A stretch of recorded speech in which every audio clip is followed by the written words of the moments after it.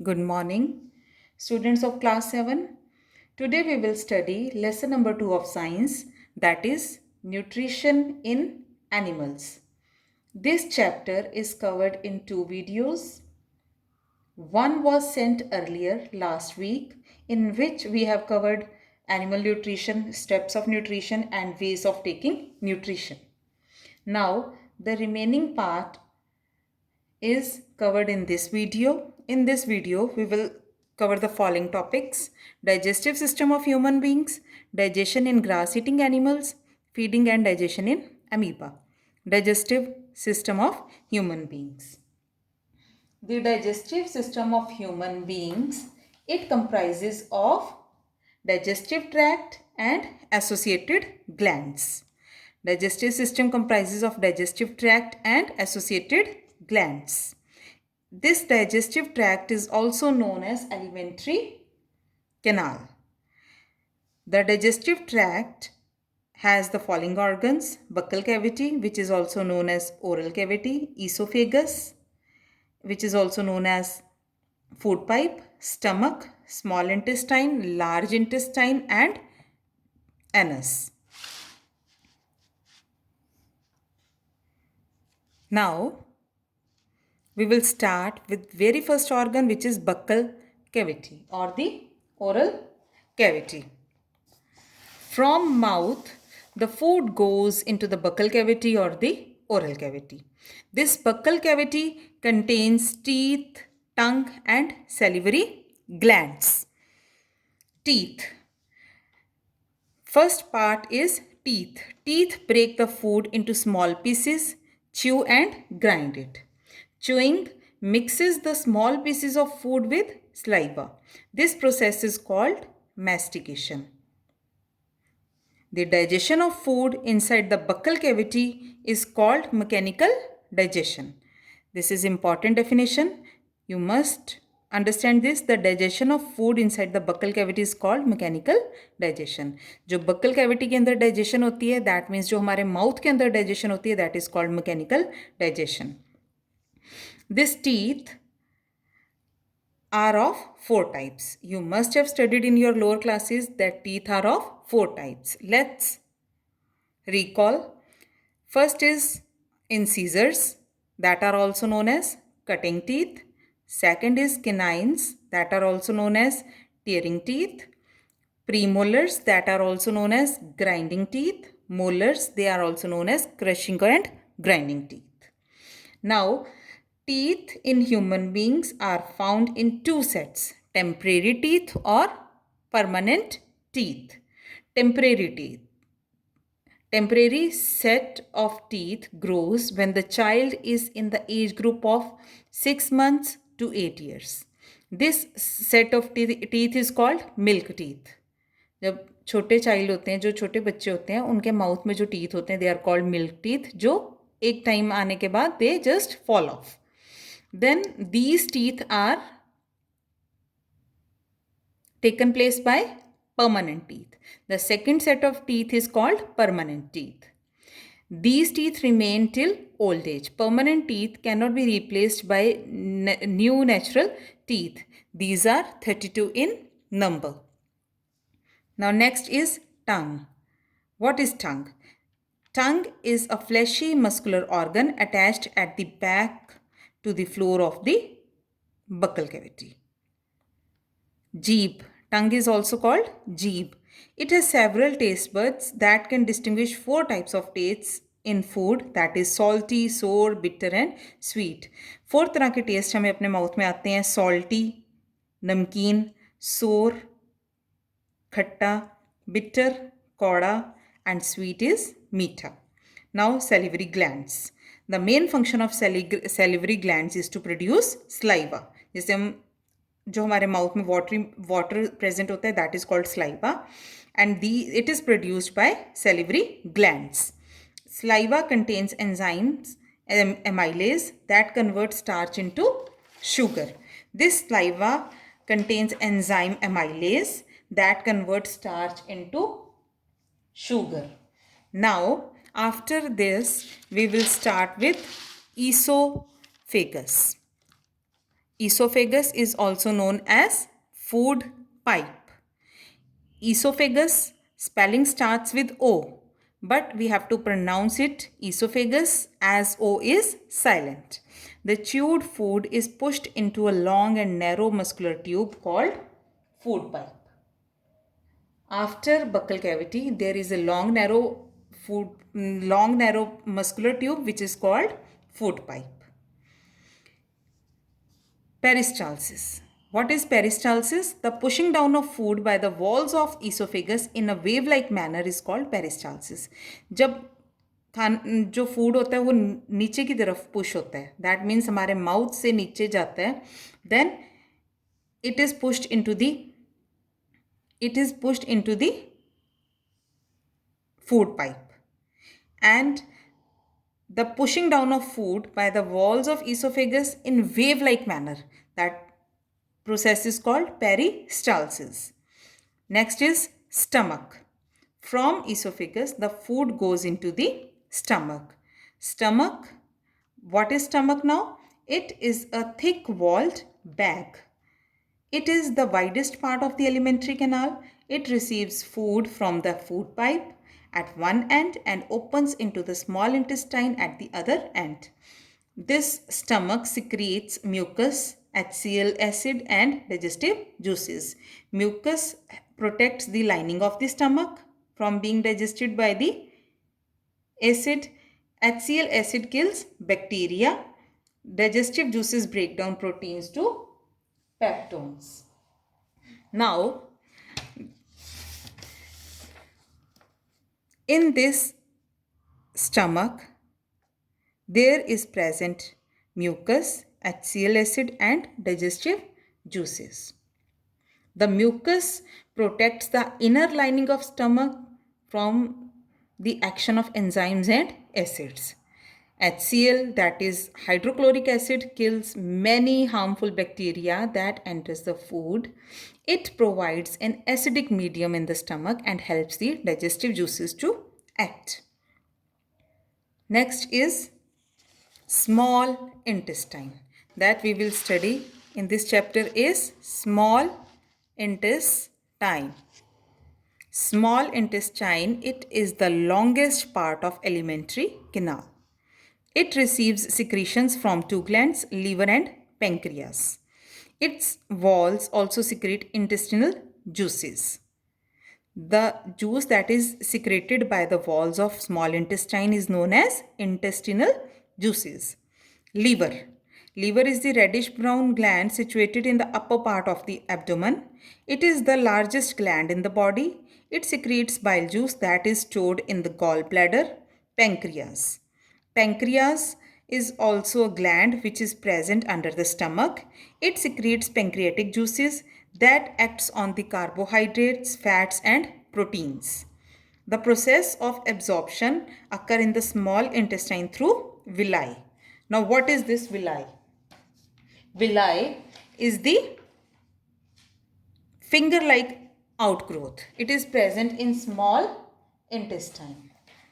There are thousands of small finger-like outgrowths which are known as villi. These are present in the small intestine. These villi give the inner wall of small intestine a very large surface area for the absorption of the digested food. Main function is to increase the surface area for the absorption of the digested food. The surface of villi absorbs the digestive food material and passes them into the fine blood capillaries.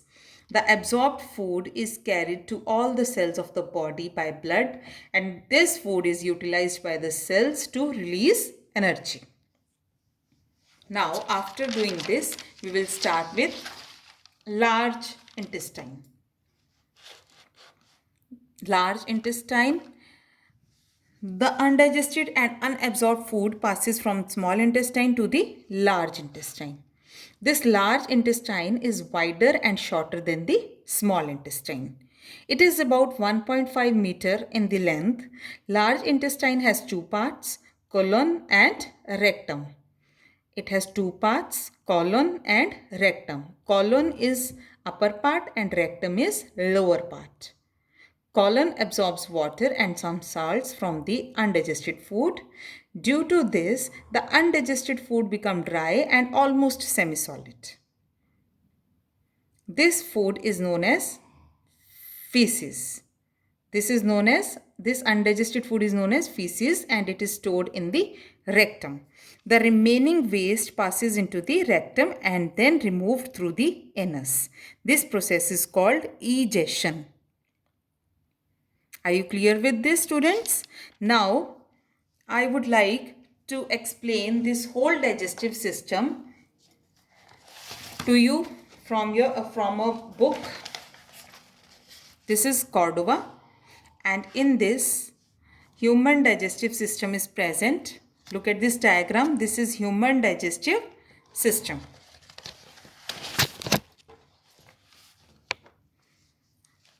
In this human digestive system, the digestion starts from oral cavity, buccal cavity. It is present over here, and then food is passed into the esophagus, food pipe. Then food is passed into the stomach. After stomach, it is passed into the small intestine. Over here, the food, the useful material is absorbed and the undigested food is passed into the large intestine. This part is known as colon and this part is called rectum, and the undigested food is egested out through anus. Liver is present over here. Pancreas are present over here. Liver, it is present above the stomach and these pancreas are present below the stomach. This is all about human digestive system. Now we will start with digestion in grass-eating animals. Grass-eating animals are cows, buffaloes, which swallow grass. They are known as ruminants. Why they are known as ruminants? We will study in this topic. Animals like cows and buffaloes swallow grass and store it in rumen. The food gets partially digested called cud. This cud returns to the mouth of the animal and animal chews it. This process is called rumination. And animals are known as ruminants. That's why these animals are known as ruminants, because they just collect food into their stomach, and then this partially digested food which is present in stomach area called rumen is again returns to the mouth of the animal and animal chews it again. This process is called rumination and animals are called ruminants. Ruminants have large sac-like structure called rumen between esophagus and small intestine. We can see this in a diagram in your books, NCERT books on page number 18. This is the digestive system of ruminants. Over here you can see a cow. This is the digestive system of cow. Mouth, this is esophagus, this is rumen. After that there is small intestine, then large intestine, cecum and stomach. This area is stomach. Ruminants have large sac-like structure called rumen. This is called rumen between esophagus and small intestine. The cellulose of the food are digested here by the action of certain bacteria which are not present in human beings. Over here in this rumen, the cellulose of grass is being digested. It is not present in humans. That is why we humans are not able to digest grass in our food. Now next and last topic of your chapter is feeding and digestion in amoeba. Amoeba is a microscopic single-celled organism. All the processes of nutrition are performed by amoeba. Now, before starting with this topic, I would like to show you a diagram which is in your books of NCERT. This is the diagram of amoeba. In this diagram, you can see all the parts. Now I would like to explain all these parts one by one. Amoeba is a microscopic single-celled organism which is found in pond water. Amoeba has cell membrane. This is the cell membrane. And a dense nucleus. Nucleus is also present in amoeba, and many small bubble-like vacuoles in the cytoplasm. Amoeba constantly changes its shape and position. It pushes out one or more finger-like projections which are called pseudopodia. These are pseudopodia. Pseudopodia means false feet for the movement and capture of food. The function of pseudopodia is the movement and capture of food. Amoeba feeds on microscopic organisms. When it senses food, it pushes out pseudopodia around the food particle. See over here, it pushes out pseudopodia around the food particle and engulfs it. The food becomes trapped in the food vacuole. Over here, this is the food vacuole. You can see labeling over here. This is food vacuole. Digestive juices are secreted into the food vacuole. In this food vacuole, digestive juices are secreted. They act on the food and break down into simpler substances. Gradually, the digested food is absorbed. The absorbed substances are used for growth and maintenance as well as multiplication of the organism. The undigested residue of the food is expelled outside the vacuole. Now, students, look at this. All these are the steps which are performed by the amoeba. Amoeba is a microscopic single-celled organism. All the processes of nutrition are performed by amoeba. It has cell membrane, nucleus and vacuoles in its cytoplasm. It has pseudopodia, that is false feet for the movement and capture of food. It pushes pseudopodia around the food particles and engulfs it. The food becomes trapped in the food vacuole. The digestive juices are secreted in the food vacuole and break down it in the simpler substances. The absorbed substance is used for growth and multiplication. The undigested food is expelled outside by the vacuole. Now, this is all about nutrition in animals. Now, this chapter is complete. You have to complete your question answers, back exercise question answer from NCERT book, and I will send you some extra questions that you have to write in your fair notebooks. So complete your work so that there would be no stress on you afterwards. Thank you.